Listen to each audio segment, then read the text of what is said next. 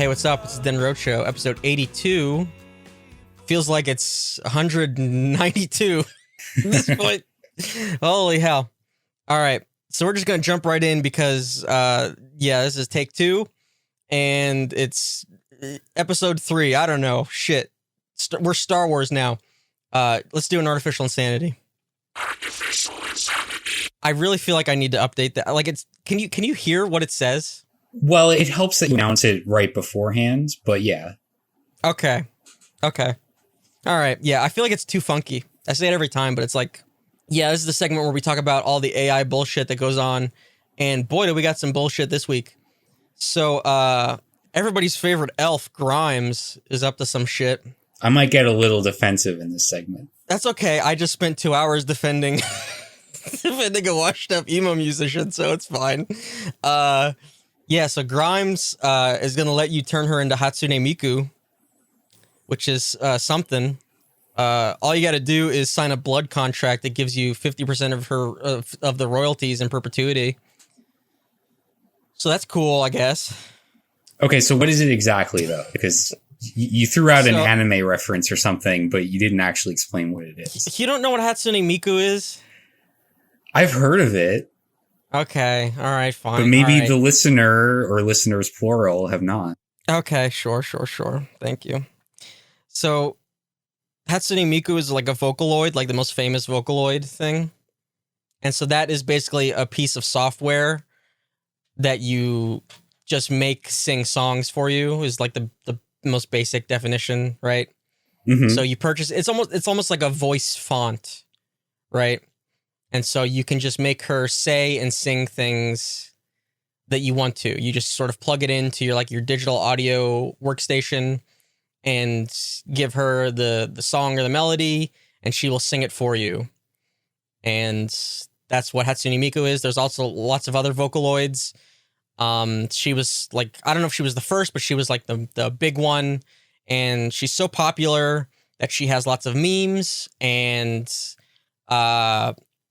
she has her own concerts, like in official capacity, and like official songs, even though she's a piece of software that you could purchase and use for your own stuff. So Grimes is now doing that same thing. She has a piece of AI voice software she's calling elf.tech. Love it. And so, yeah, sure.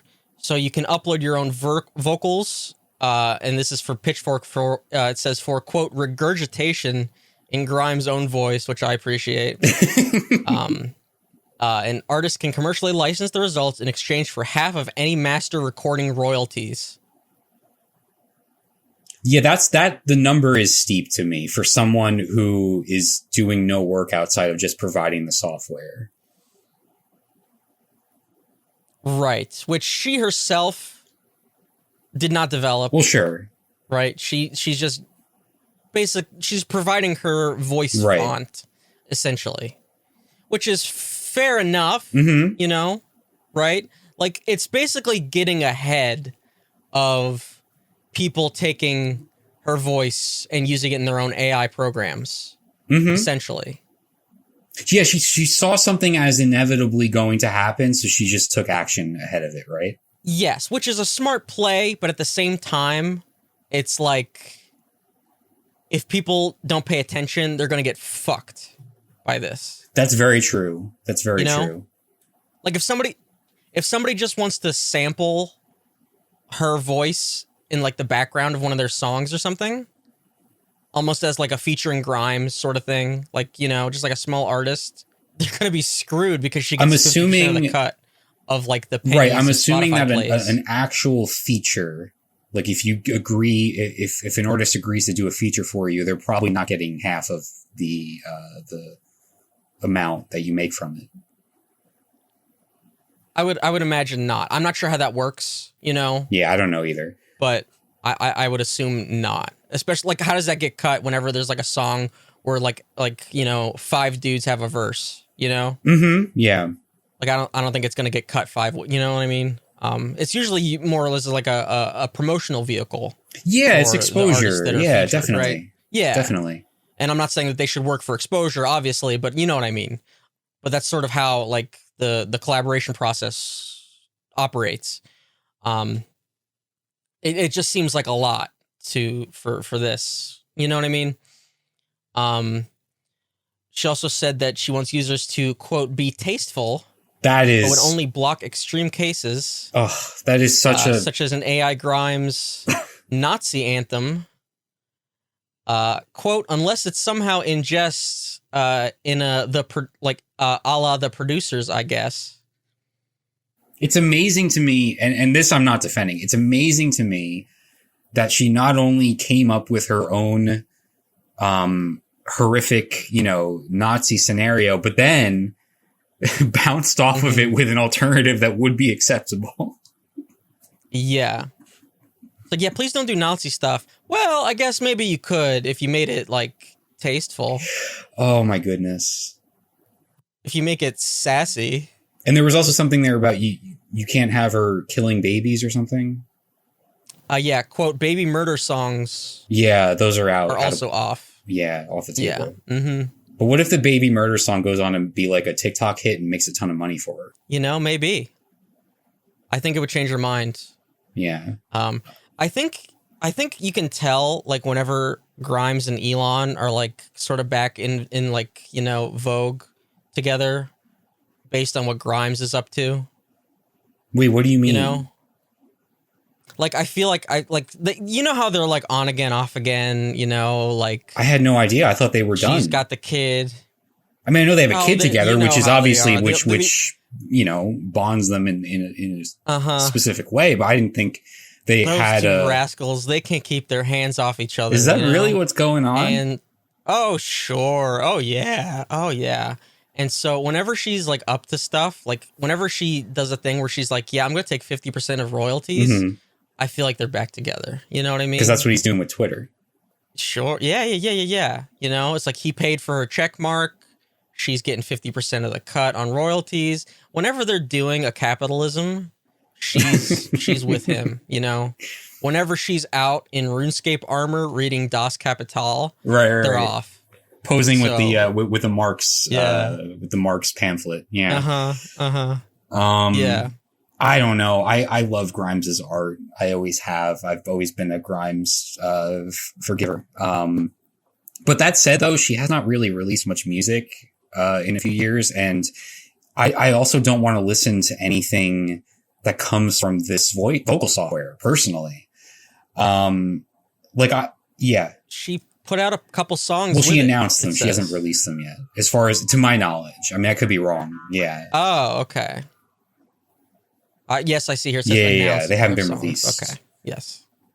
I don't know, like, she's kind of framing this as AI, which I guess technically it is, but I just think of it as more of like a sort of adjacent to like an auto-tune, right? It's just like it's a styling, it's an effect that you can use for your music. Like, I don't really consider it. I guess how you get her voice out of it is AI driven, but I don't really think of it. So Grimes shared a demo of her collaborative remake of Richie Hawkins' Plastic Man track, Passage Out. It's in the Bounces folder on the website. I did not go to that. Jesus Christ. Continue with Google or email or connect wallet. It's a crypto thing? You sign in with your crypto wallet? I can't just play the demo? That's insane. That is wild. No, Grimes, I'm not giving you my email. Or my crypto wallet, which I don't have anymore. You can also access stems to train your own Grimes AI. Oh, why do I need her? Yeah, like, this is... Oh no, I also for this other website, I also need my email or my fucking Coinbase wallet. I can never figure out exactly how I feel by the shenanigans of Grimes. Like, I love her music. I just, some of the shenanigans that take place, because, like, part of it feels self-aware and like self-parody and silly and in line with like her whole persona. But then I wonder how much is actually self-aware. I don't think she has any self-awareness. Okay, so there we go. Maybe I just can't read. You don't believe in communal voice ownership with 50% royalty? That's what it says here. Communal voice ownership. Shin Megami Eyes was very good. That was the last song she put out. It was like 2 years ago. For the EP Fairies Come First, which has not arrived. No, that never saw the light of day. Uh-huh. Okay. Sadly, because, you know, there's a lot of potential there. This song is about having to defeat Azalea Banks when she tried to destroy my life. We're not doing any more celebrity gossip. We're done. I'm just reading the Pitchfork at this point. Uh-huh. Yeah. But, yeah, I don't know. I have a weird thing because, like, with Grimes, my favorite Grimes album, Art Angels, is the one that she is, like, disowned. So of course. See, that always happens, you know? She made, like, a truly incredible pop album, and she's like, nah, that was stupid. So I don't know what to tell you. Who am I? So we obviously know that this AI was trained on Grimes' voice, right? You know, either her recordings, probably her recordings. I doubt she actually sat down and, you know, did whatever. But we always talk about, like, yeah, these AI, you know, they're trained on huge amounts of data, but we don't actually know what data that is. Right. And these companies, even though the main one is called OpenAI, we don't really fucking know. We just know that it's segments of the internet. And they're not very open about what they are. And so there is an open source alternative to ChatGPT called GPT-J. And it says that it's trained on something called the Pile, which is an 800 gigabyte data set of diverse text for language modeling. And so I have the abstract. It's from 2020. And I'm like, okay, what the fuck is the Pile? Well, the Pile is composed of 22 constituent sub-datasets. And what it actually is very unsurprising. It's very unsurprising indeed.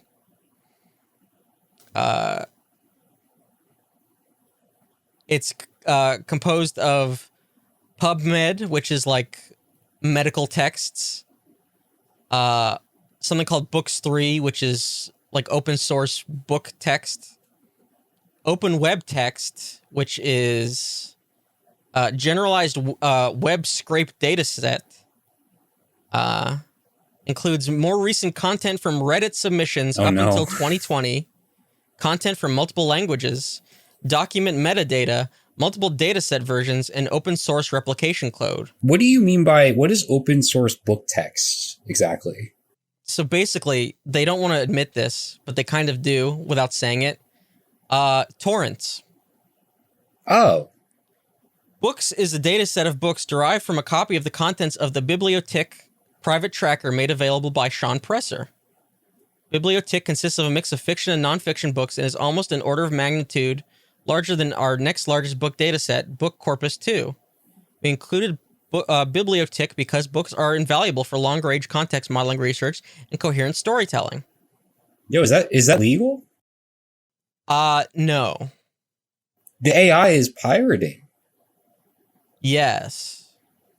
And the company that makes the AI is profiting off of that. Yes. Technically, this one is open source. Okay. But anybody that would use the open source project to use a commercial thing, yeah. Right. Yeah. Whoa. Okay. But yes. You said unsurprising. I'm kind of surprised by that specifically, but I guess I shouldn't be. GitHub, so it's got open source code repositories. The Free Law Project, U.S. registered nonprofit that provide access to analytical tools for academic studies in the legal realm. Wikipedia in English. Wikipedia is a standard source of high-quality text for language modeling. That's what it says. In addition to being a source of high-quality, clean English text, it is also valuable as it is written in expository prose and spans many domains. Project Gutenberg. So this one makes sense, actually. Yeah, that's like all copyright free, like public domain books, right? Yeah, public But domain. even that, there's, I guess it doesn't matter because they're not charging for it. But the Project Gutenberg is like run by people that put like a lot of time and effort into compiling all that stuff. Yep. Here's another interesting one. Open subtitles. Oh. So Open Subtitles dataset is an English language dataset of subtitles for movies and television shows gathered by Tiedemann, 2016. Subtitles provide an important source of natural dialogue, as well as an understanding of fictional formats other than prose, which may prove useful for creative writing generative tasks such as screenwriting, speech writing, and interactive storytelling. So Open Subtitles is literally just people submitting their own subtitles for movies and TV shows. Right. So all this discuss, like the TV writer strike that's happening now, they're part of that is these totally out of touch execs who want to use AI in the writing process of like movies and shows because they are disregarding the value of actual human ideas and art and how essential that is. Yeah. It's wild that we're at this point, but we are. So not only is that happening, but we're learning now that the actual human dialogue and writing of all the films and TV shows that have come before are feeding into this AI that are now the execs want to use. Yep. Book Corpus 2 is an expanded version of the original book corpus, a widely used language model corpus consisting of books written by as of yet unpublished authors. Book corpus is therefore unlikely to have significant overlap with Project Gutenberg and Books 3, which consist of published books. Book corpus is commonly used as a dataset for training language models. What this tells me is that they're scraping fan fiction and like Wattpad. I can't say that for sure. That's what came to mind for me. Yeah, that's probably what it is. Mm-hmm. Yeah. Why is the AI just writing? Why is the AI just writing Twilight fan fiction now? Like, what's going on? Ubuntu IRC. The Ubuntu IRC dataset is derived from the publicly available chat logs of all Ubuntu-related channels on the Freenode IRC chat server. This provides an opportunity to model real-time human interactions, which feature a level of spontaneity not typically found in other models of social media. So, Linux dude chat logs? Really? Wow. That's what you're training the AI on, is how Linux bros use IRC chat? Okay. YouTube subtitles, this is another banger. YouTube subtitles dataset is a parallel corpus of text gathered from human-generated closed caption subtitles on YouTube. In addition to providing multilingual data, YouTube subtitles is also a source of educational content, popular culture, and natural dialogue. Wait, I thought YouTube subtitles were generated not by people. If you turn on the community submissions, you can have people that watch the videos submit subtitles and closed captions. Okay, so those would have value.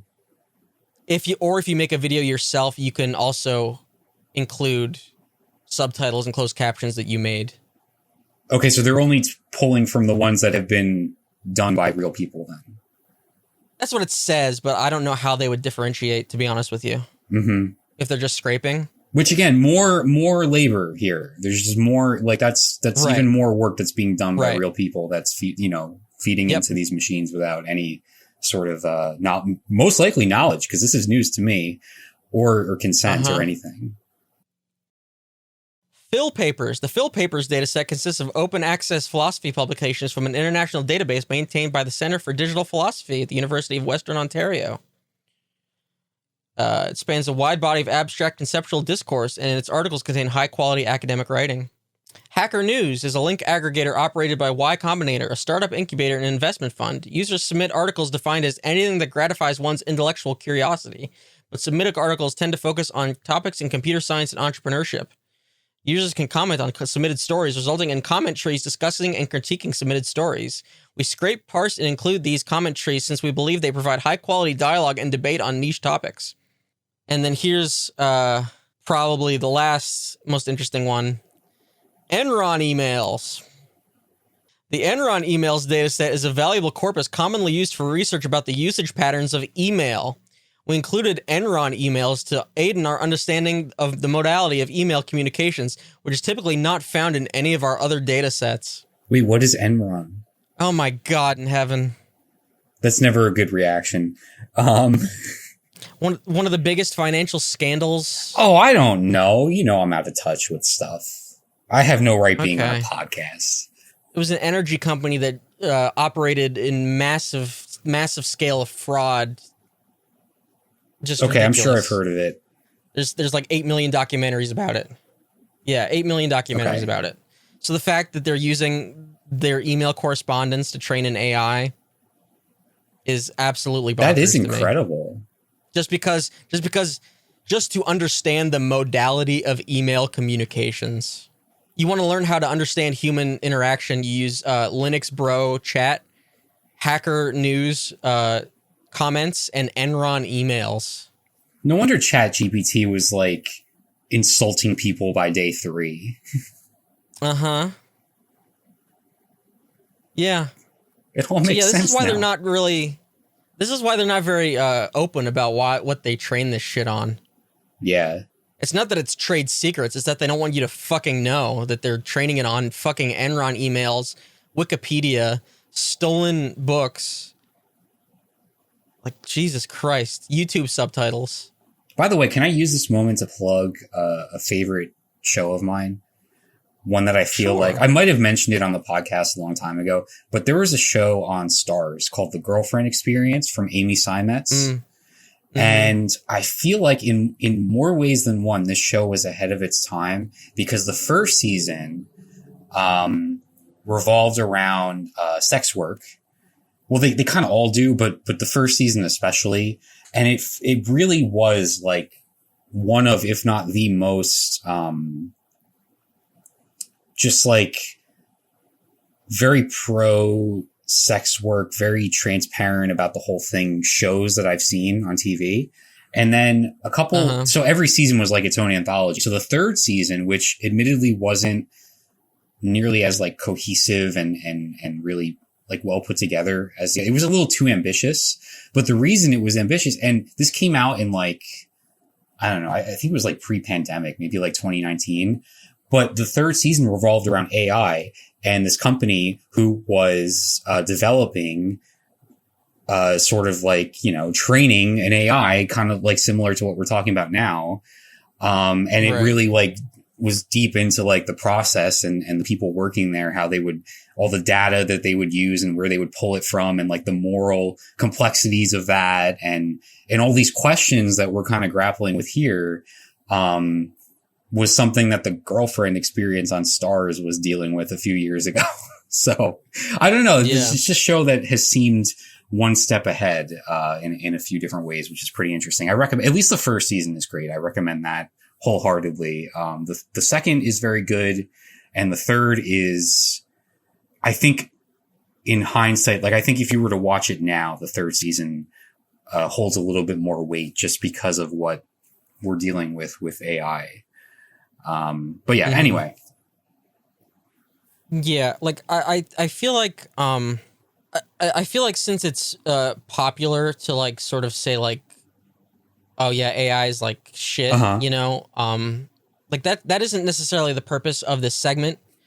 Like just because I sort of spun off like it was just the immediate way that like all the tech people went from crypto's the future to AI's the future, and like, you know, this is how we're gonna push humanity. All the charlatan kind of shit was just like all came out at once, you know?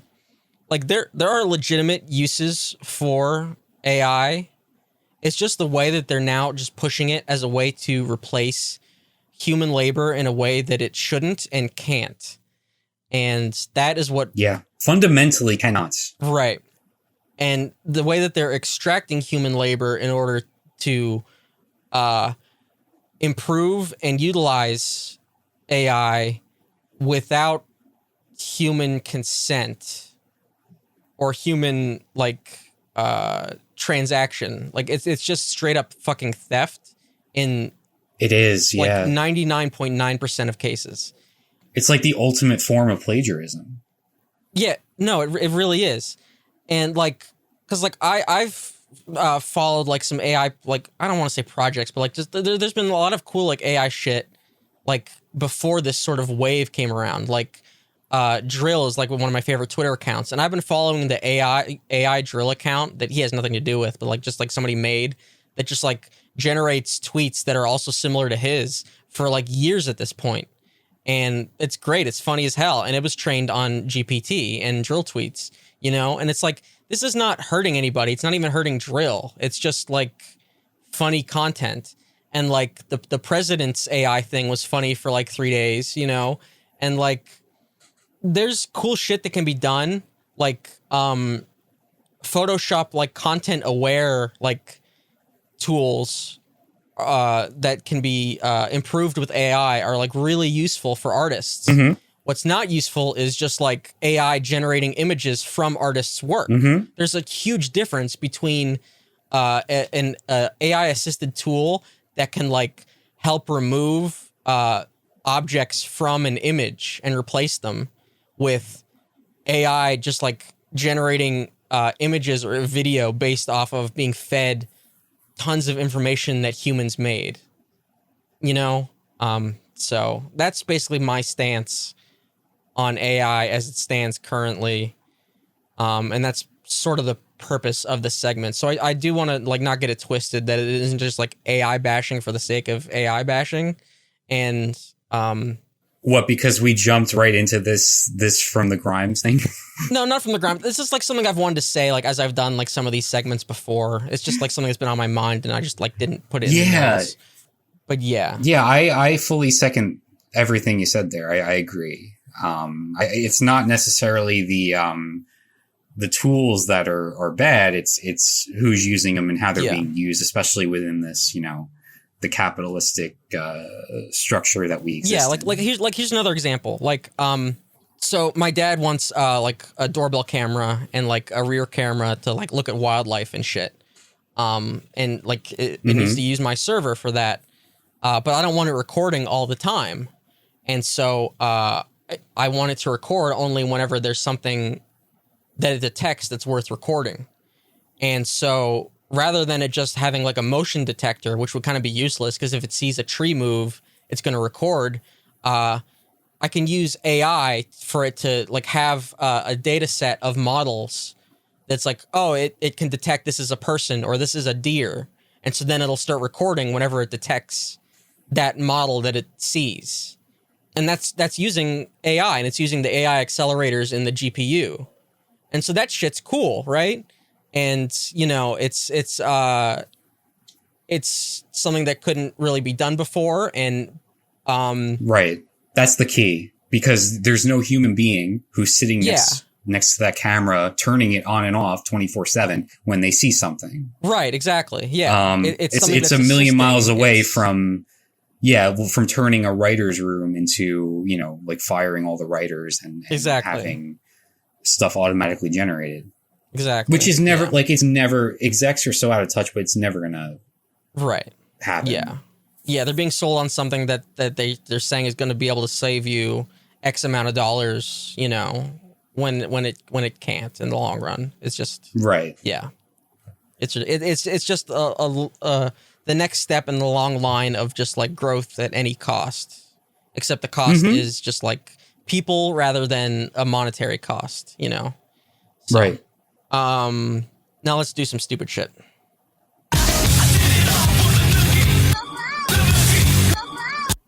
Cool. This is the segment where we talk about usually Japanese media bullshit that I get up to. But I'm not a friggin' racist. So I've been playing the Genshin Impact developers' new game and they're a Chinese developer, so I don't want to. I don't want to get. I feel like you could have phrased that differently. I don't know. I know. I'm so stupid. We've been recording for like 3 fucking hours. But yeah, I've been playing their new game, Honkai Star Rail. Like when you just, for the not past to couple interrupt weeks. you, but when you just yell out, "I'm not a racist" out of nowhere. I mean, there's got to be a better way. I'm not a fucking racist, see? Yeah, I've been playing that for a couple weeks. They got their hooks in me. They made a fucking turn-based RPG. Like, what am I supposed to do? A very stylish one, you know? like that. A stylish turn-based RPG with a really good battle system. Like, it's got a really good battle system. Like Genshin, I bounced off of it pretty early, you know? But this, like last weekend, it was all I did. Oh, wow. Was play this game. Nice. Yeah. And the battle system's really good. It's just what sucks is like everything else surrounding it. You know? it like what sucks about it is the Genshin of it all. Uh-huh. You know? You said you were going to give it a try, but did you end up? So, yeah, I was like, oh, this is cool. Let me go get it on my PS5. And then I realized that isn't coming until the summer. And I'm like, well, shoot, I want to have at least some sort of input on the segment. So I downloaded it on my phone instead, which isn't ideal, but honestly, not nearly as bad as I thought it would be, especially because it is turn-based. Yeah. And the navigation is pretty straightforward. At least I only played like maybe an hour, to be honest with you. Right. So like, I don't know how much the world expands, but when you're just navigating this closed, spaceship environment, like it's very easy to navigate with just a touch screen.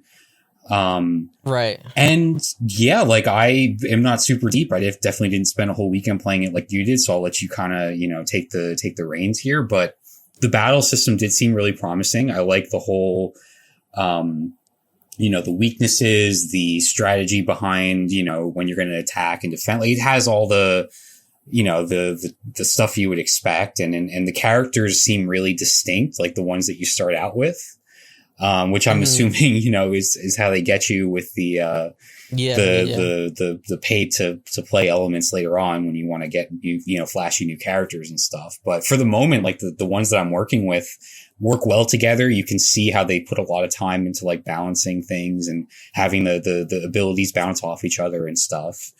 They name the first character you see Kafka, who's really cool. It's just a shame that character like leaves immediately. I hope that's like not a permanent thing, but yeah. That is like the ultimate tease. Oh, don't tell me that you have to like acquire Kafka as like a role or something. No, so she's not even available yet. Oh, okay. So it's like, hey, keep playing for whenever we eventually release this character into the gacha. It's unfortunate. Unfortunate. I get it though. Like, yeah. The good news is that it feels like a big roster. Like I can't even use all the characters I have already. But yeah, but like, to your point, I've even played it a tiny little bit on my iPad, which I'm surprised you didn't do, by the way. Yeah. Because you have an iPad. That's true.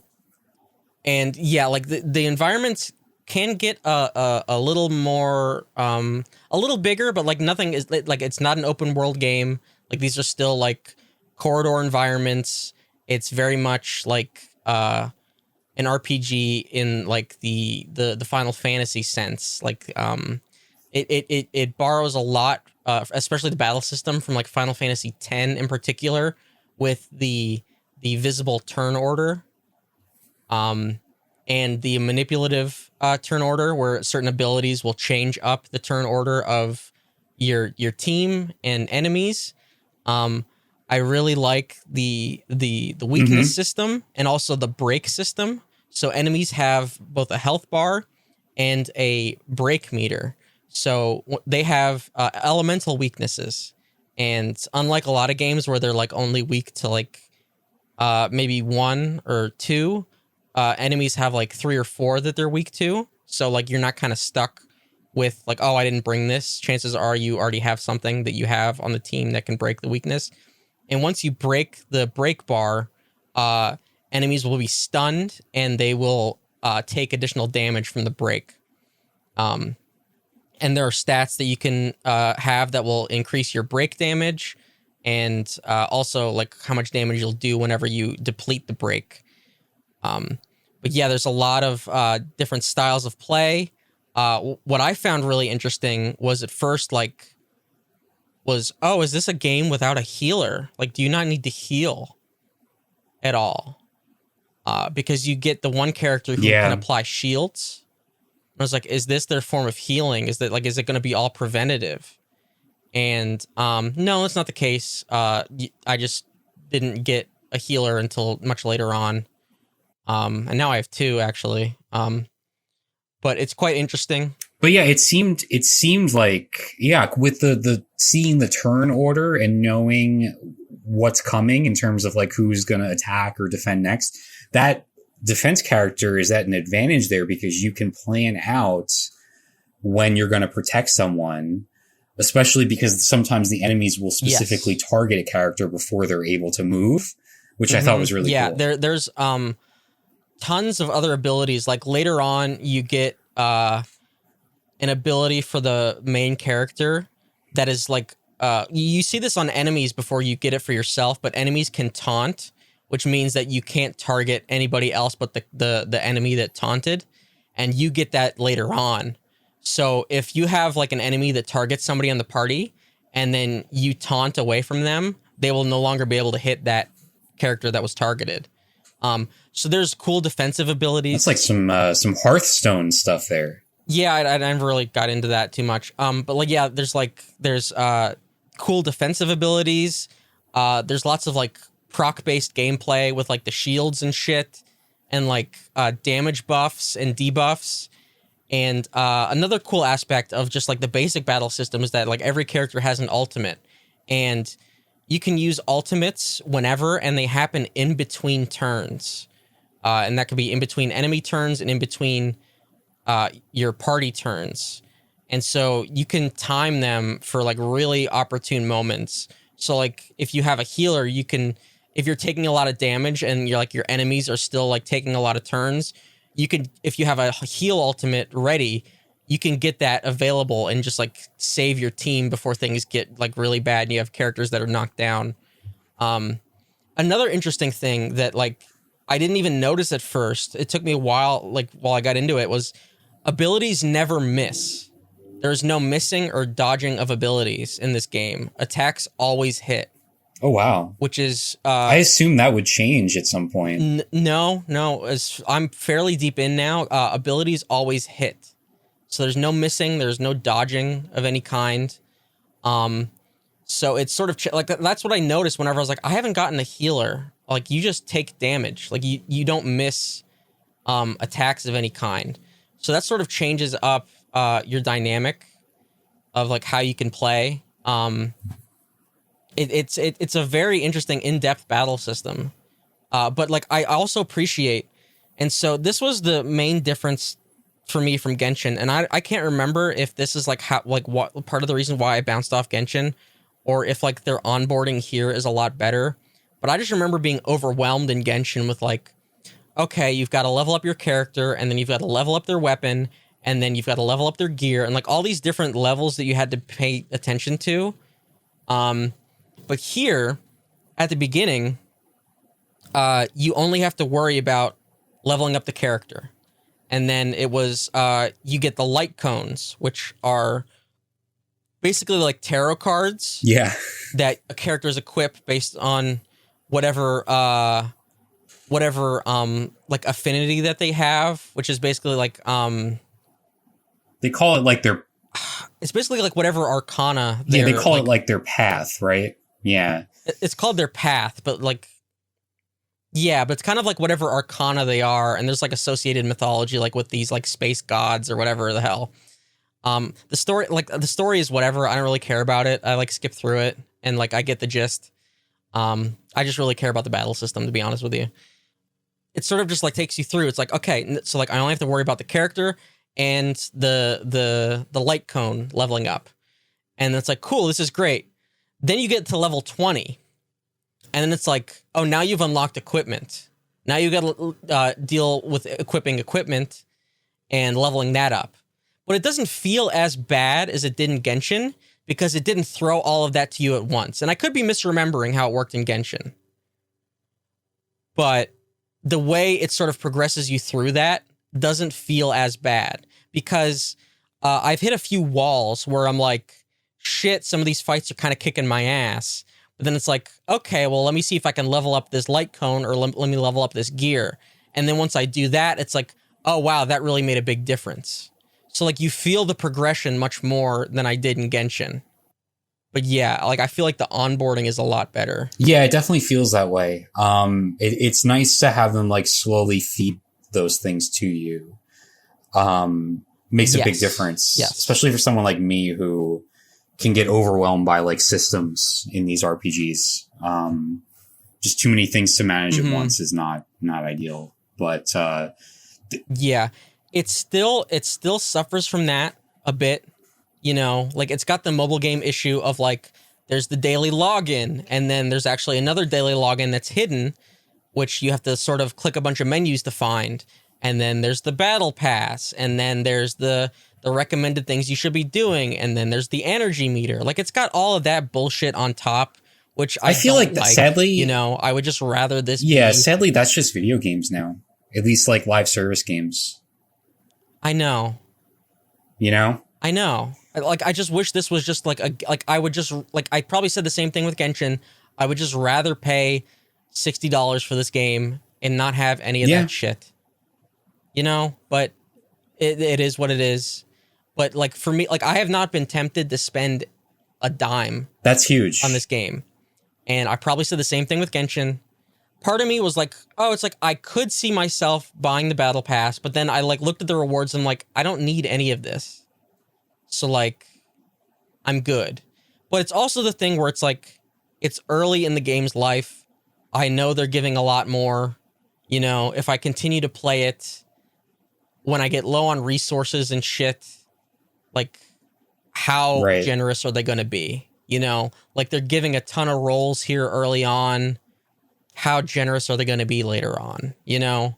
But at the same time, I have so many characters, I can't even keep them all leveled. Like I'm using like my core, like, I don't know, maybe 6, like just to keep all my elemental bases covered. And that's pretty much it. And even then I can't like keep all of their like all their equipment leveled. And like the main character is still like my best like damage dealer, you know, and like you obviously get that for free. Yeah, but like even after last weekend, I've sort of slowed down because my progression has hit a couple walls, and it's progress that even if I like was addicted and like really wanted to, I couldn't buy my way out anyway. Oh. So like you're leveling up your characters, but then you also have your like main overall level. And I forget what it's called. I think in Genshin it was like your adventurer level or whatever. I can't do anything. Like at certain points in the main story, it'll be like, okay, you need to be 3 levels ahead in that adventurer level to progress in the main story. And it's like, you got to do some shit in order to progress. Like you got to do side quests, and you got to expend your daily energy to get XP to level that up. It's like, well, I did all my side quests that you gave me, and I used up my energy. And it's like, well, I guess I'm not playing anymore today. I like, you know, I did everything. It's like, I want to keep playing your game, but I have nothing left to do. So see you tomorrow, I guess. And so it's like, is the psychology of it that bad where it's like, it knows I want to keep playing, and so it's withholding itself from me? I think so. Yeah, it's like insidious. I think that's definitely by design. Yeah. Yeah. It is. So, like that, those are the walls that I've hit, where it's not like, oh shit, you know. Because of the way the battle system is, I've been able to do a lot of shit that is like suggested for like 5 or 7 levels above where my characters are at, just because of the strategy of it. Ooh. So like if you have a decent enough strategy and like you're playing well enough and you're timing your ultimates, you can get out of a lot of shit. So I've done stuff that has been like well above like my pay grade here, which is nice to see. Yeah, that's really cool because, like, you know, within a turn-based system, you want to have expression. You want to have like some flexibility to really, you know, do stuff that's like outside the box. Or that sounds great. Yeah, like, that sounds something. It sounds like they've hit the fundamentals that will keep you playing for the long term. It's just that sort of, you know, the monetary side, the microtransaction side of it, or the service elements of it that kind of intrudes upon the experience. Exactly. Yeah. It was like the one day I didn't feel like playing, but then it was like, oh shit, this was day 7 for my daily login. They were going to give away three the gacha rolls today, and so I was like, okay, I pulled out the iPad and logged in and just claimed it basically, and then logged out. You know, right? And I hate that shit. But like, if it wasn't day 7, I wouldn't have bothered. But like, you know, since it was the big one where they were giving away 3 of the rolls.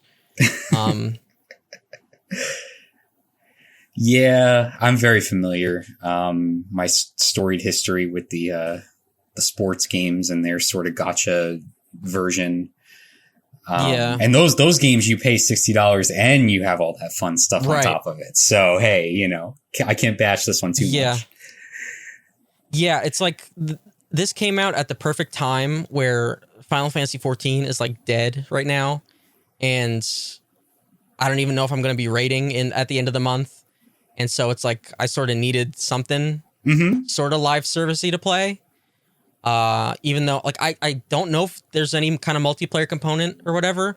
And I don't think you might have gotten to this yet, but there's a really cool mode here that's basically a roguelike dungeon mode. Oh. And this is probably the most fun aspect of the game. So you go in with your selected party, and every encounter you get to select one of 3 buffs for your party. And on the fly, you're making like an additional build on top of your party. And then at a certain point, you get like a team-wide ultimate based on whatever path you chose. And so you're making this on-the-fly build that's like, oh, if you freeze enemies, like a shield will proc, and like all kinds of shit like that. And it's like, freezing damage does this much more damage. And this is just one path, by the way. There's, you know, a bunch of other ones, and I just unlocked another path. And it's really fun. There's been some challenging fights in there, and it's like I'm like under leveled for some of them, but it's like, oh, I can kind of muscle my way through this if I like pick the right shit. And then like you'll come across like, it's sort of like Hades, where like you'll get to pick a door, you know, and then go through. So like there'll be like random events, or you could pick a fight, you know, so like that sort of thing. And it's really fun. And then you're just like sort of making this meta build on top of your party on the fly, and like trying to combo these different things. And then you can, there's like a currency inside the dungeon that doesn't last. So like if your run ends or you finish, like you don't keep that currency. So you just want to spend it whenever you get it. And so you could upgrade the cards, like these meta buffs that you have, to like either upgrade cards or like buy new ones. And it's really fun. It's really dynamic. And there's like a weekly reward for like doing so many of those in a week. And yeah, it's just really that sounds fun, cool.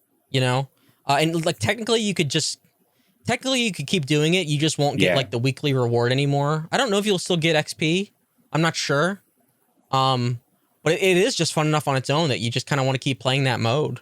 Yeah, and if combat is the true strength of the game, and that's where this is focused, and it even adds some stuff on top of it, that sounds really good. Yeah.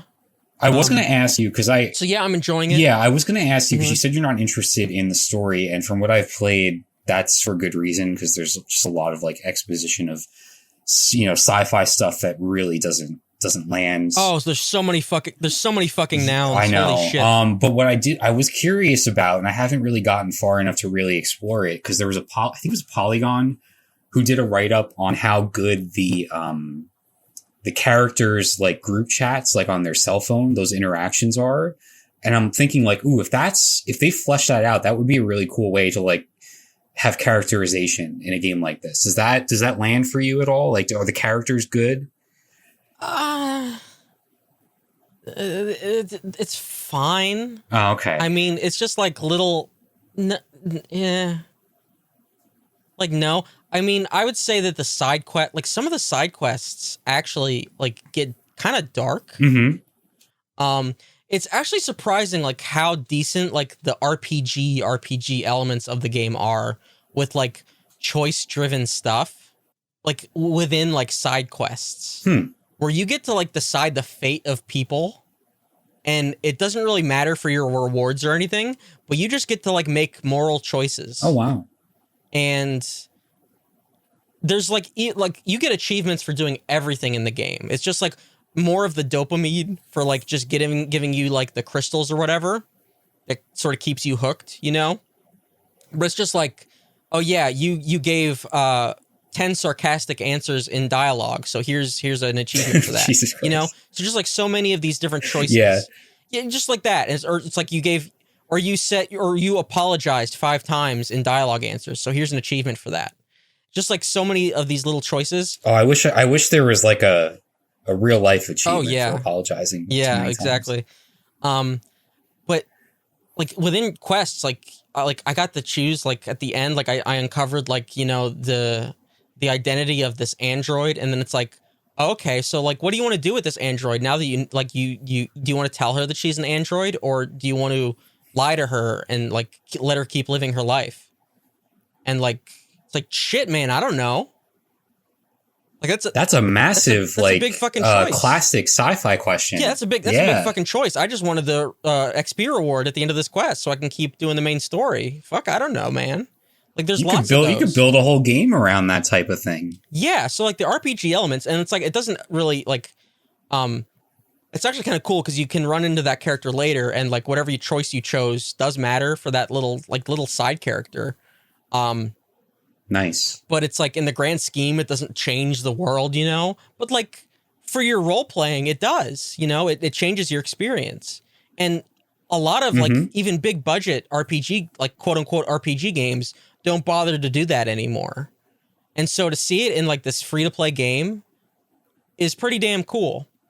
And there's lots of little like almost like side Easter egg things you can find where like I ended up in a role playing situation. I was telling my brother this. We're like, you know how you just enter a room and there's like lots of little objects you can find, and so you're just interacting with all the objects, right? And so you get sent to like an inn, just like a standard ass RPG thing, and so you go to your room in the inn and you're interacting with all the things, and you go to the closet, and it's like a narration in your head. It's like, oh, you really want to go into that closet right now for some reason, and then if you just like sort of keep going along and playing with the RPG of it, and it's like, oh, somebody's knocking on your door, it's probably room service. It's like, or it could be an evil invader. And it's like, if you keep playing with it, you get a reward at the end. And it's just like little shit like that. It's like, okay, yeah, sure. Why the fuck not? Yeah, that's cool. It's like an attention to detail, and you're rewarded for actually like engaging with that stuff. Yeah. So like some of the characters are like, whatever. Actually, there's a weird thing that I thought was going to be like a main choice in the main story that they just like completely disregard. And it's like, oh, well, that's kind of weird. And then like the choice that the characters make that they disregard you for is actually like, I feel like kind of evil. And they're just like, yeah, things are fine now. Thanks for helping. And it's like, wait a minute. I feel like that was kind of fucked up. Uh-huh. But they just like continue like everything's fine, and then you leave the planet, and I'm like, what the fuck? Okay. But yeah, but like the side stuff is sort of really where like a lot of the stories happen, and I feel like a lot of the writers of these side stories really got to like flex their writing, which is kind of cool. But yeah, the phone stuff is it's whatever. Yeah, I mean that's like, a little disappointing. You just get but like bombarded with like, you'll just get bombarded with like characters like just saying like, hey, can you come do a side quest for me, like just on the phone. Okay. Like that's kind of the extent of it. So, but yeah, it sounds like there's more than enough interesting stuff going. Yeah, there's like companion side quests. That's really where you get to know more of the characters rather than to the text messages, I would say. So I feel like that's the more interesting avenue. But yeah, I mean, I'm gonna keep playing it until, you know, I either hit some kind of paywall or I don't know, I get bored or I run out of something, you know. Like eventually I'll exhaust like the story, I guess, you know, it's not going to keep going forever. Yeah, I guess we'll see. Very cool. Yeah. So, you watched Your Name, which I talked about, briefly last episode. I am curious about what you thought about it. Oh, that's funny. I didn't listen to last episode. Oh, really? Oh, okay. I didn't realize that you had talked about it. So we spoke because you mentioned, I asked you, you know, outside of the podcast, right. I asked you what you were watching, and you mentioned this movie, and then I was like browsing, you know, Crunchyroll, and they happen to have it. And I was like, let me check this out because the director has a new movie out and that's pretty popular on Letterboxd. I'm like, let me just, you know, I've heard great things. Yeah. So, but I did not realize that you spoke about it on the show. So we won't spend much time. I just loved the heck out of it. I thought it was fantastic. Like there are movies that, very clearly try and like emotionally manipulate the viewer and tug at the heartstrings, quote unquote. And then there's movies that earn it. Yeah. Like thoroughly earn it. And this movie earned every bit of it. I thought like it was just like, it's deeply moving, but then you also like visually, you have like these unforgettable like landscapes and environments and just the way that they utilize like the core, like,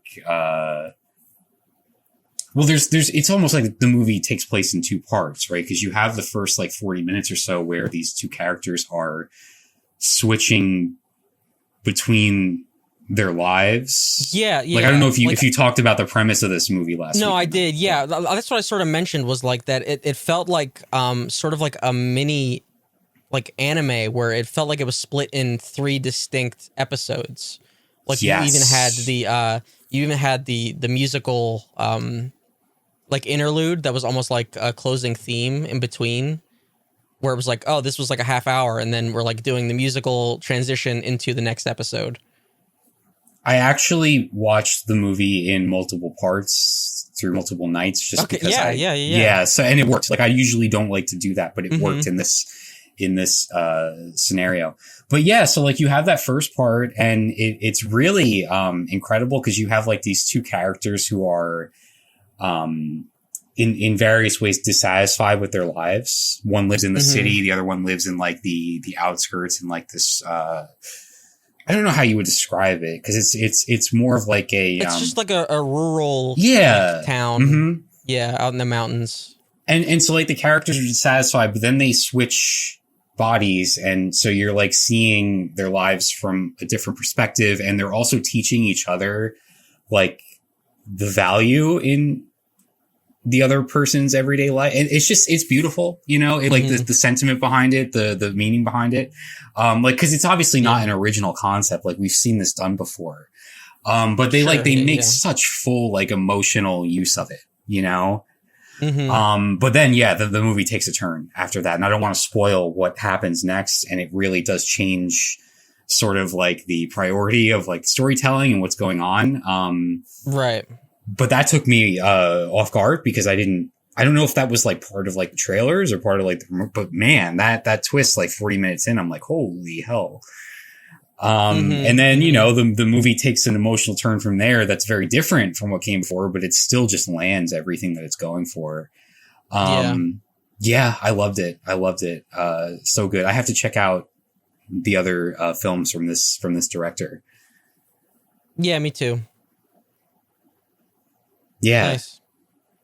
The drink grossed me out a little bit. The sake, I forget what it's called. Oh, yeah. It was. I don't think they usually make it that way. Okay, so that's not based on like a real tradition. Something special. Oh, it could be. I don't think like regular soccer. No, okay. I assume that wasn't the case. I knew it was like this very special, like ceremonial thing. Yeah. I mean, that could be based in some sort of actual ritual, but like, I wouldn't be surprised if it is. But like, you know what? Neither here nor there. It's really not a big deal. That's not at all the focus. Yeah. Yes. Yeah. All right. Yeah. I think that's gonna do it for us. We've been podcasting our little hearts out here.